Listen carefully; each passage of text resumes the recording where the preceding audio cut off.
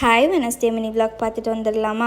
எந்திரிச்சதே 7:30க்கு. எந்திரிச்சிட்டு என்ன சமைக்கலாம் இந்த வீட்டுக்கும் அந்த வீட்டுக்கும் ஓடி கடைசியில் ரசம் அப்படிங்கிறத முடிவு பண்ணியாச்சு.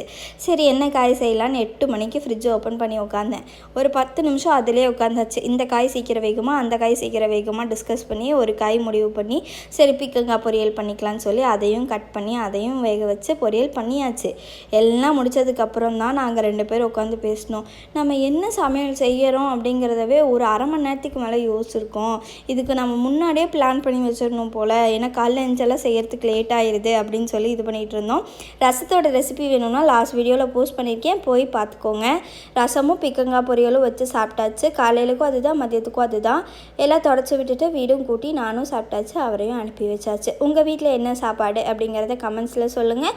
நெக்ஸ்ட் வீடியோவில் பார்க்கலாம். அது வரைக்கும் பாய். இதே மாதிரி வீடியோவுக்கு சப்ஸ்கிரைப் பண்ணிக்கோங்க.